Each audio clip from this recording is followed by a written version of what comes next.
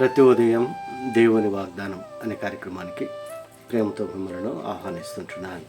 ఈ ఉదయకాల సమయంలో దేవుడు మన కొరకు ఏర్పాటు చేసినటువంటి వాక్య భాగము 106వ కీర్తన 5వ వచనాన్ని ధ్యానించుకుందాం. 106వ కీర్తన 5వ వచనాన్ని ధ్యానించుకుందాం. నీ ప్రజల యందు నీకున్న దయ చొప్పున నన్ను జ్ఞాపకమునకు తెచ్చుకున్నాము. క్రీస్తునందు ప్రియమైన దేవుని బిడ్డలారా, ఈ ఉదయకాల సమయంలో పరిశుద్ధాత్మ దేవుడు మనకిస్తున్నటువంటి వాగ్దానము, నీ ప్రజల యందు నీకున్న దయ చొప్పున నన్ను జ్ఞాపకమునకు తెచ్చుకునము. ఈ యొక్క వాగ్దానాన్ని దేవుడు మనకును మన కుటుంబాలకును ఆశీర్వాదకరముగాను దీవెనకరముగాను మార్చునుగాక.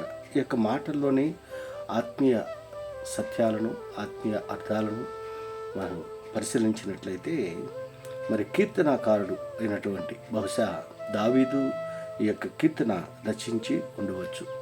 ఎందుకనగా ఈ కీర్తనలో ఒక్కొక్క మాటను బట్టి మరి దావీదు రచించి ఉండొచ్చని మనం అర్థం చేసుకోగలం.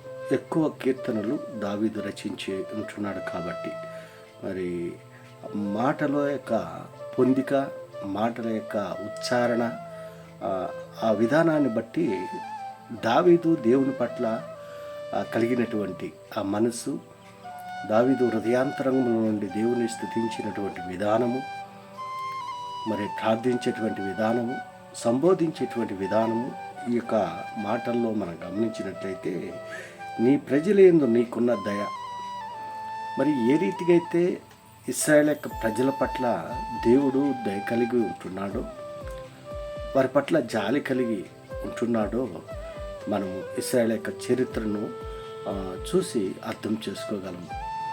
అనేక పర్యాయములు ఇశ్రాయేలు యొక్క ప్రజలు దేవుణ్ణి తిరస్కరించారు, దేవుని పైన తిరుగుబాటు చేశారు. అయినా కూడా దేవుడు వారిని ప్రేమిస్తూనే ఉంటున్నాడు, వారి పట్ల మరి దయ చూపిస్తూ ఉంటున్నాడు. ఎందుకనగా ఆయన దయామయుడుగా ఉంటున్నాడు.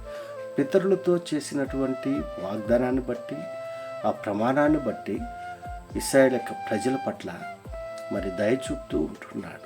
క్రీస్తునందు ప్రియమైన దేవుని బిడ్డలారా, దావీదు వ్యక్తిగత జీవితంలో కూడా దేవునికి విరోధముగా జీవించినటువంటి సందర్భంలో మరి దేవుని సన్నిధిలో పశ్చాత్తాపంతో దేవుని ప్రార్థిస్తూ ఉంటున్నాడు. దావీదును దేవుడు మరి క్షమించినట్లుగా మనం చూస్తుంటున్నాం. మన ఆత్మీయ జీవితంలో కొన్ని సందర్భాలు మనం దేవునికి దూరంగా జీవిస్తూ ఉన్నప్పటికీ దేవుడు మన పట్ల దయ చూపుతూ ఉంటున్నాడు. ఆయన దయ కలిగినటువంటి దేవుడుగా ఉంటున్నాడు. దీనులను మరి దరిద్రులను ఆయన ఆశీర్వదించేటువంటి దేవుడుగా ఉంటున్నాడు.